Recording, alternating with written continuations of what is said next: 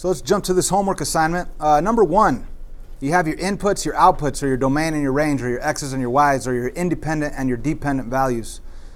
Is this a working machine that we could call a function, or is it a broken machine that's just a relation? Do you ever plug in the same number twice and get out different answers? No, it does not happen. So this is a function. So let's all put an F on number 1. Okay. How about number 2? Is this input-output table or XY table, is this XY table a function or just a relation? Is it a working function machine, or is it broken that you call a relation? What do you guys say? It's broken. It's broken. Now, what specifically makes it broken? The 1 gives you a 5, and then you plug in a 1 again. You're supposed to get out a 5 again, but you get out a -2. This machine is definitely broken. We cannot call it a function machine. We're going to call it a relation. And there's going to be a huge amount of these on the Quiz Friday also. Really simple. You're not doing any math. You're just looking at it, understanding it. Okay? So what do we say about number 3? Is number 3 a function, or is it just a relation? In order to see number 3 clearly, whether it's a function or relation, let's do the vertical line test. So I'm going to take this vertical line. It touches once. That's cool. It touches once. That's cool. It touches once. Touches once. Touches once. Touches once.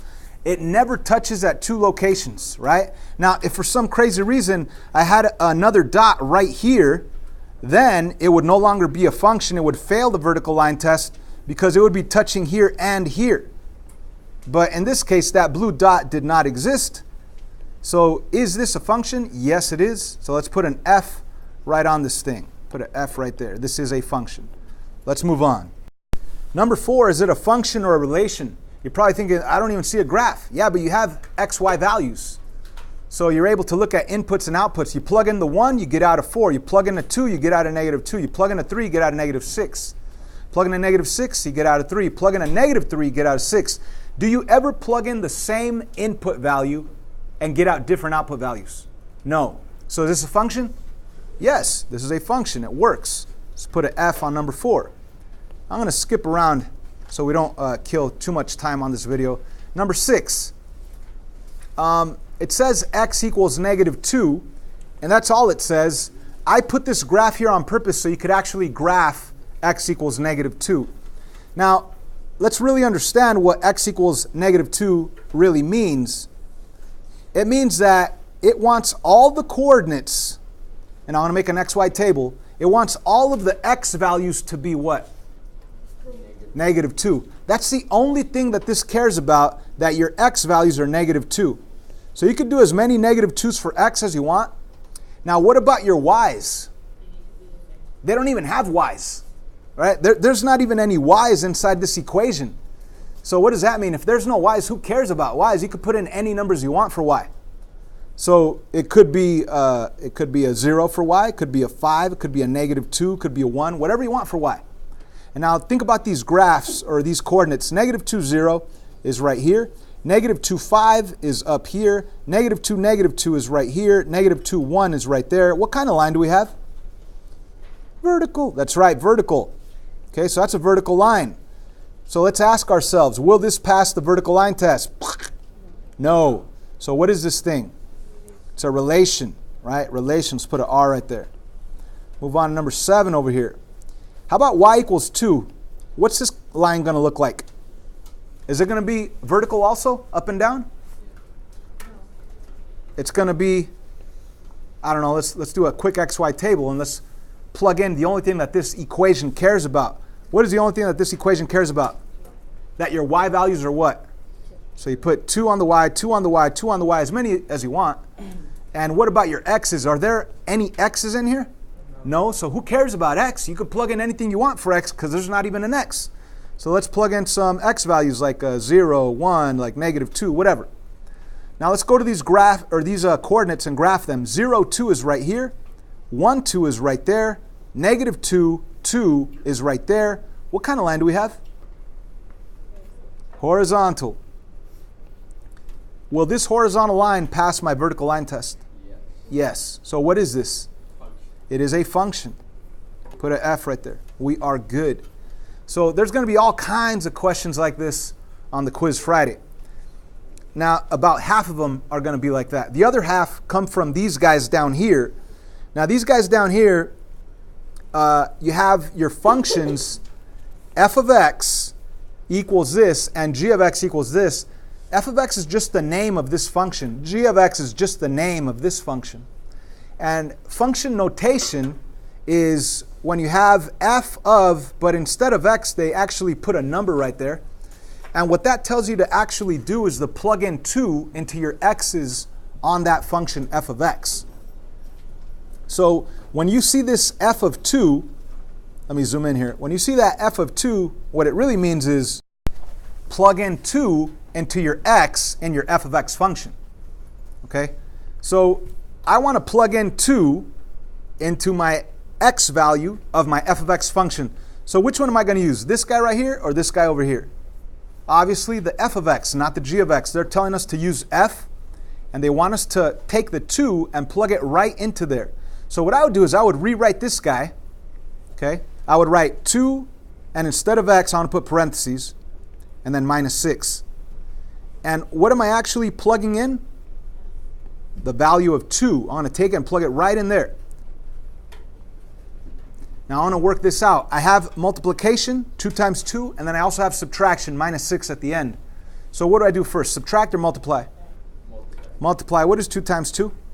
So we have 4, take away 6. What's my final answer? Negative 2. So it's safe to say that f of 2 is equal to negative 2. Now this f of 2 is unnecessary. It's just notation. It's really just saying when I plug in 2 into my function of f, I get out an answer of negative 2. By the way, you could also say this. My input of 2 gave me an output of negative 2. My x value of 2 gave me a y value of negative 2. My independent variable of 2 gave me a dependent variable of negative 2. How about number 10? G of negative 1. So which one are we using, the f or the g? The g. So we're using g, and let me rewrite it. There it is. G of x equals x minus 2x squared. And what we want, what this notation is saying up here, is that we want to plug in negative 1 into this function to replace x's. So you could write the notation over, say g of negative 1. This is all it's saying is that you're plugging in negative 1. And instead of x, I want to plug in parentheses and plug in the negative 1 in there. So I am plugging in this negative 1 right here and right here. And now we do the math. Okay? So what do we start with? Do we start with subtraction, multiplication, or exponents? Exponents. So let's do this. Negative 1 in parentheses squared. What's negative 1 times negative 1? 1. So I really have a 1 right here. I want to bring down everything else. A negative 1, minus 2, and then the times that positive 1. So next, what do I do? Subtract or multiply? Multiply. So I really have negative 1 minus 2, because 2 times 1 is 2. My final answer is going to be what? Negative 3. There's my answer. So g of negative 1 really equals negative 3. My input of negative 1 gave me an output of negative 3.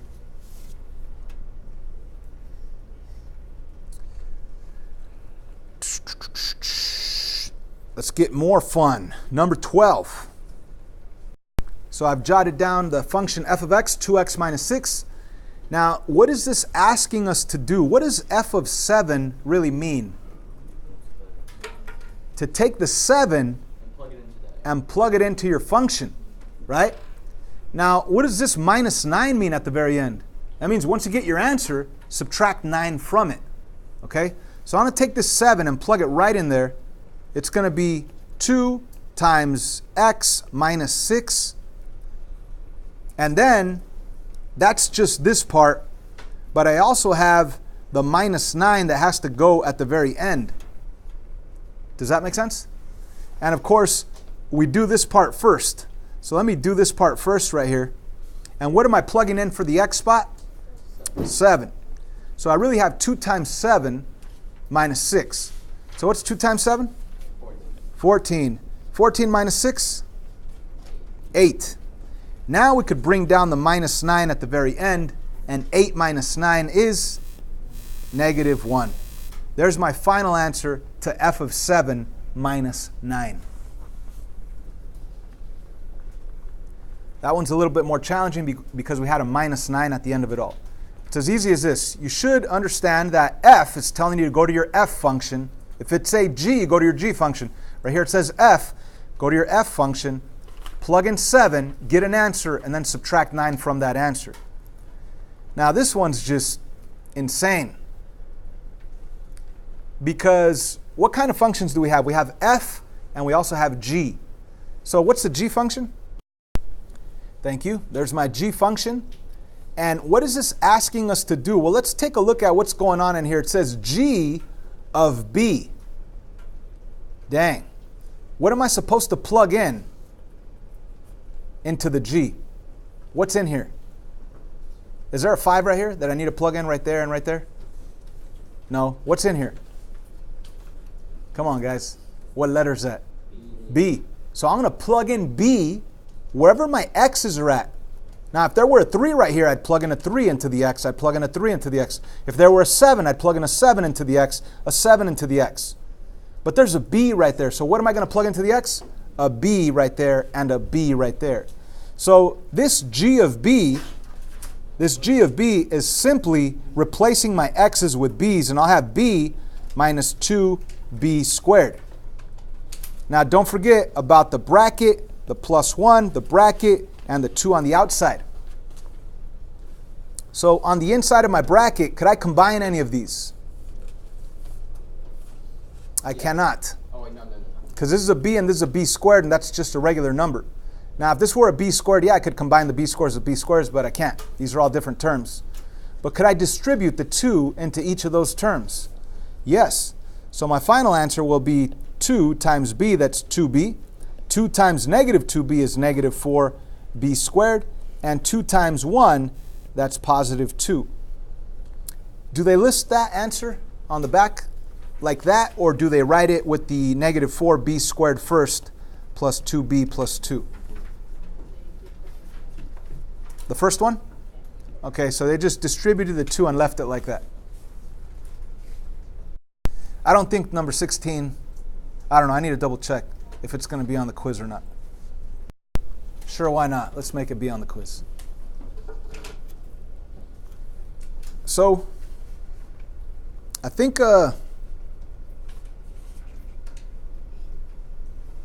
you guys are good to finish this up. I did most of it for you. Keep in mind, the quiz questions come straight from the homework.